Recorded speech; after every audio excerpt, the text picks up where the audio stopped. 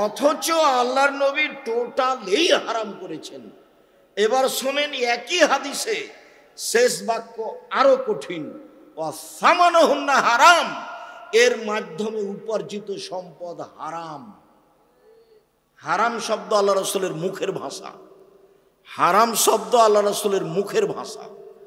যত মাধ্যম আছে, নাচ গানের মাধ্যমে, ডুবি তবলার মাধ্যমে, সেতারা দোতারার মাধ্যমে, হারমোনিয়ামের মাধ্যমে, মেয়েদের নাচের মাধ্যমে, সব হারাম, টোটালি হারাম, সম্পূর্ণরূপে হারাম।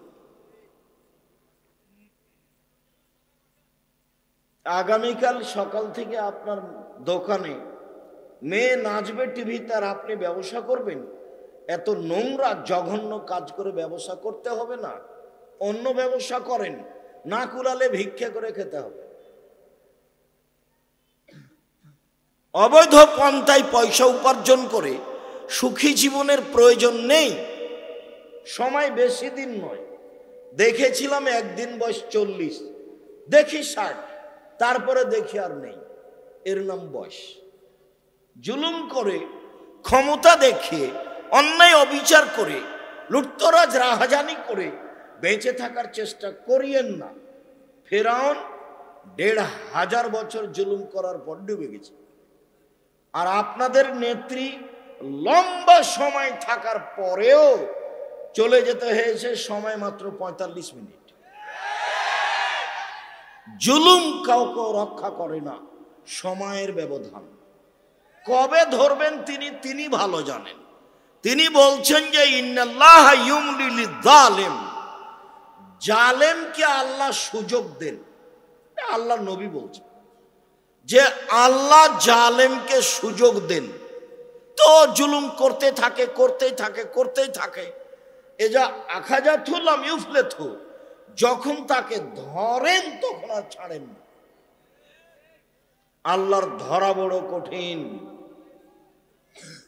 যখন সেই জনপদকে ধরলেন, যেই জনপদকে উল্টিয়ে দিলেন, আল্লাহর ধরা বড় কঠিন। যখন তিনি সেই জনপদের উপরে 7 দিন 8 রাত এক টানা লম্বা ভিন্ন ধরনের ঝড় বৃষ্টি প্রবাহিত করলেন, যা ছিল অতীব ঠান্ডা, যা ছিল ফেরেশতাদের কন্ট্রোলের বাইরে, যার শব্দ ছিল খুব কঠিন, তার আরবি হচ্ছে রিহে সারসার, খুব বেশি ঠান্ডা, খুব জোরে শব্দ, যা ফেরেশতার নিয়ন্ত্রণে ছিল না, আল্লাহর আদেশে ছিল। এক টানা 7 দিন 8 রাত এইভাবে চলতে থেকেছে। আল্লাহর ধরা বড় কঠিন।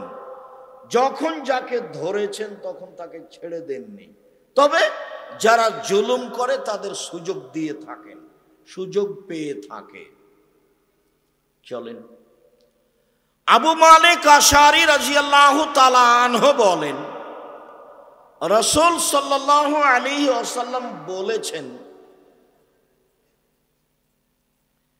ইয়াকুনু মিন বাদি আকওয়াম, আমার পরে যারা আসবে বহু মানুষ এমন হবে, ইস্তাহিলুনাল হেরা, তারা জেনাকে হালাল মনে করবে, অল হারিরা, রেশমি কাপড়কে হালাল মনে করবে, অল খামরা, মদকে হালাল মনে করবে,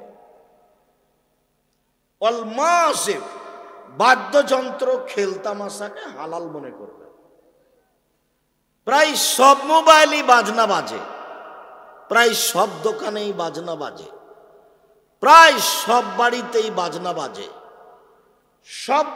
প্রায় সব মোবাইলে মেয়ে নাচে, প্রায় সব দোকানেই মেয়ে নাচে, প্রায় সব বাড়িতেই মেয়ে নাচে। আল্লাহ রাসূলও বলছে, আমার উম্মত কয়েকটা জিনিসকে হালাল মনে করে নিবে।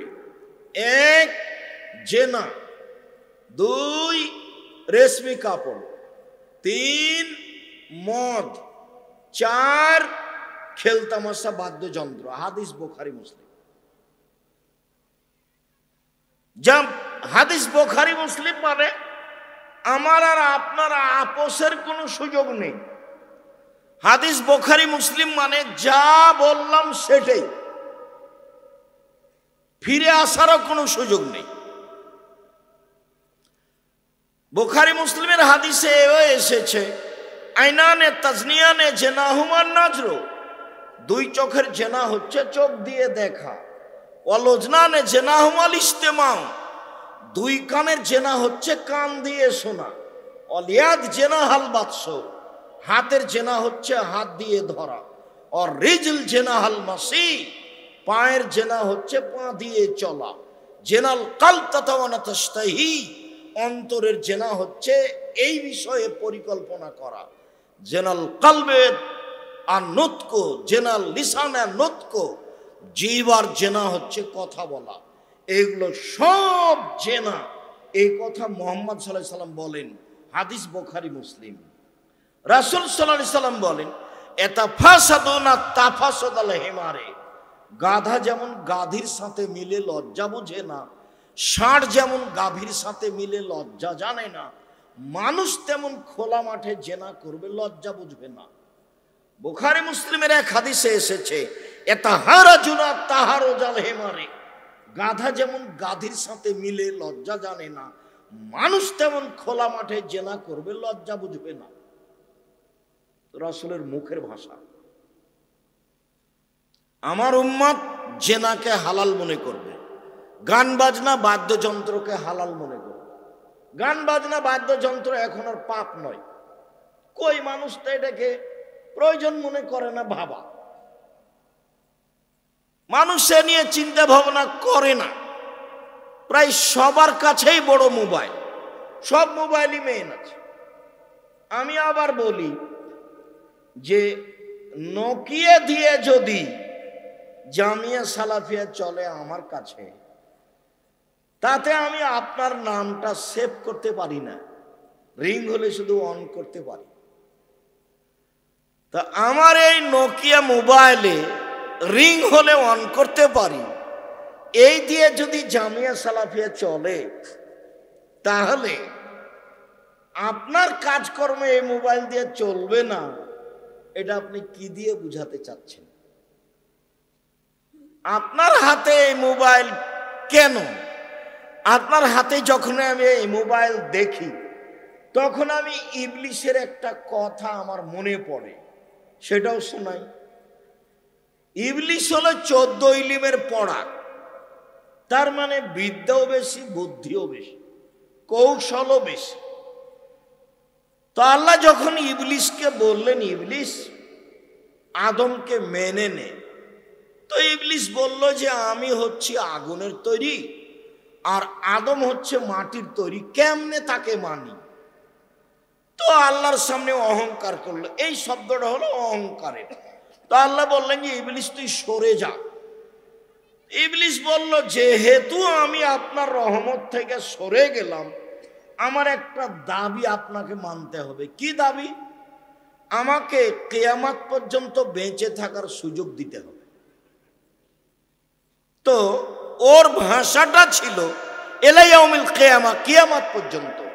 তখন আল্লাহ তার উত্তরে বলেন আচ্ছা ঠিক আছে, এলা ওয়াক্তি মালুম, একটা সময় পর্যন্ত তোকে সময় দিলাম। তার মানে ইবলিস সুযোগ পেয়ে গেল। যখন ইবলিস সুযোগ পেয়ে গেল, তখন বলছে, দেখেন ইবলিসের ভাষা শোনেন, ও বলছে রব্বি, হে আমার প্রতিপালক। দেখেন বলার ঢং কেমন।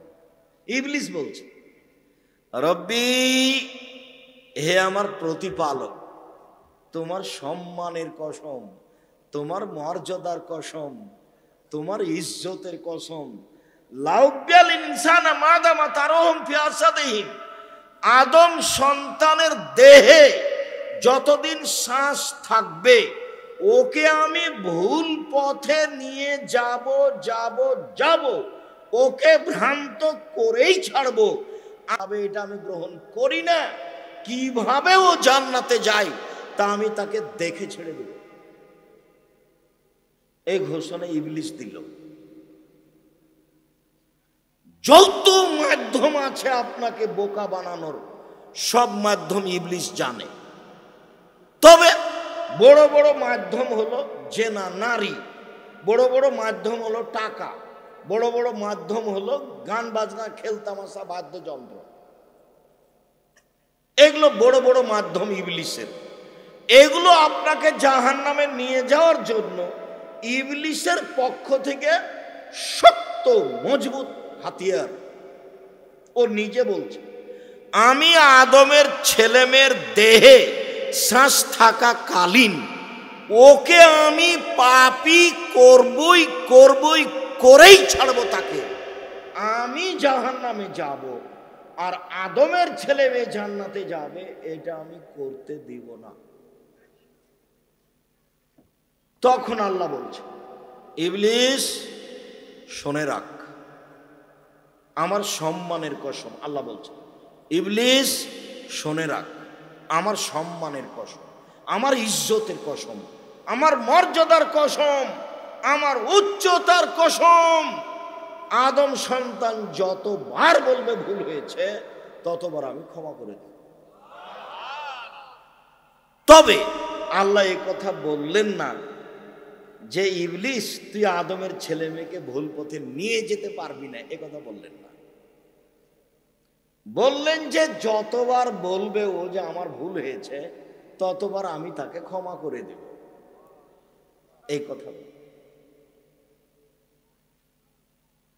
তাহলে আপনার জন্য একটা কথা বলা থেকে গেল, সেটা কি? আস্তাগফিরুল্লাহ ওয়া আতুবু ইলাইহি। না হলে হচ্ছে না। আস্তাগফিরুল্লাহ ওয়া আতুবু ইলাইহি, আস্তাগফিরুল্লাহ আল্লাযী লা ইলাহা ইল্লা হুয়াল হাইয়ুল কাইয়্যুম ওয়া আতুবু ইলাইহি। মধ্যখানে আরেকটু কথা। একদা আল্লাহ রাসূল গাধার পিঠে আছেন আর মুআয ইবনে জাবাল পিছনে আছেন। তো গাধা তো ছোট প্রাণী, তো মুআয ইবনে জাবাল আল্লাহর নবী থেকে কত দূরে আছেন? একেবারে পাশে, কাছে লেগে আছেন। আল্লাহ রাসূল বলছেন, মুআয। তো মুআয বলছেন, লাব্বাইক ওয়া সাদাইক, জি আমি প্রস্তুত, বলেন কি বলছেন? আল্লাহ রাসূল বলেন, মুআয। তো মুআয বলছেন, লাব্বাইক ওয়া সাদাইক, জি আল্লাহ রাসূল আমি প্রস্তুত, বলেন কি বলছেন?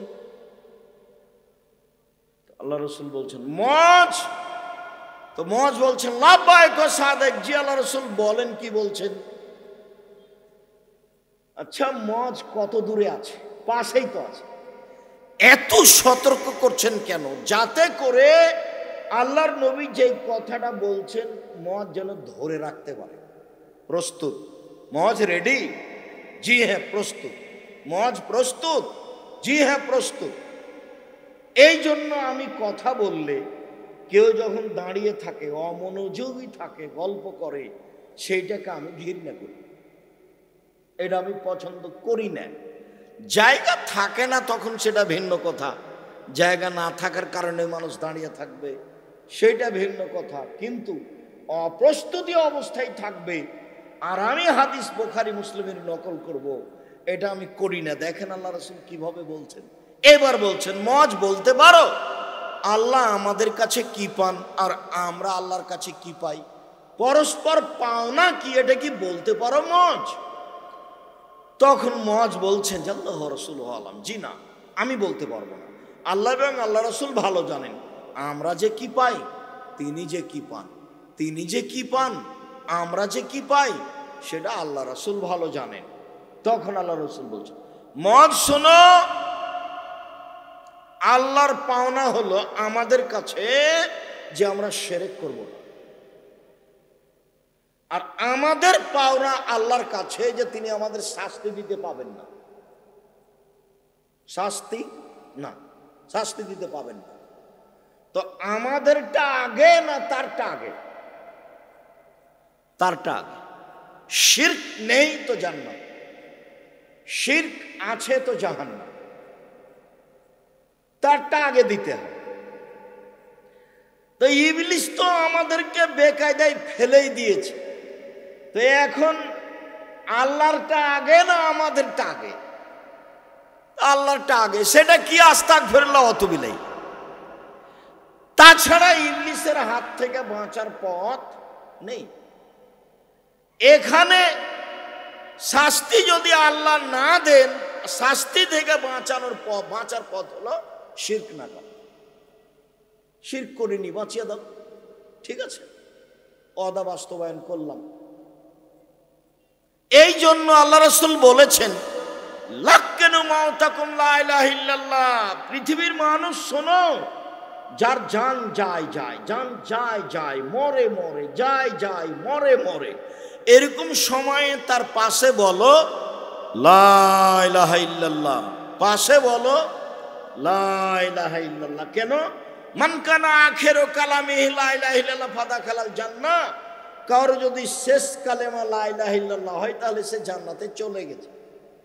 মানে লা ইলাহা ইল্লাল্লাহ মানে শিরক যা ছিল সব কেটে গেছে, যা পাপ ছিল সব কেটে গেছে। তো এখন মুখ দিয়ে বের করেছে লা ইলাহা ইল্লাল্লাহ, তারপরে মরে গেছে, এখন জান্নাত। কোরআন মাজিদ পড়ে লাভ হবে না, ওখানে সূরা ইয়াসিন পড়ে কোনো লাভ নেই, কোরআন মাজিদ পড়ে কোনো লাভ নেই। আল্লাহ রাসূল বলছেন, মান মাতা লা ইউশরিক বিল্লাহ দাখালাল জান্নাহ, কেউ যদি শিরক না করে মারা যায় তাহলে জান্নাতে চলে গেছে। ওমান মাতা ইউশরিক বিল্লাহ দাখালান নার, কেউ যদি শিরক করে মারা গেছে তো জাহান্নামে চলে গেছে। আরো 2-1 মিনিট খেয়াল করেন এদিকে, এক খেয়ালে চেয়ে থাকবেন, 19-20 হয় না যেন। আবু যার গেফারি রাদিয়াল্লাহু তাআলা আনহু বলেন, একদা আমি আল্লাহর নবীর কাছে গেলাম, দেখি তিনি ঘুমিয়ে, তা আমি চলে গেলাম। একটু পরে এসেছি তো দেখলাম তিনি জেগে। আমাকে দেখেই বলছেন, আবু যার গেফারি শোনো, কেউ যদি অন্তর থেকে বলে লা ইলাহা ইল্লাল্লাহ মুখলিসান বিকলবিহি,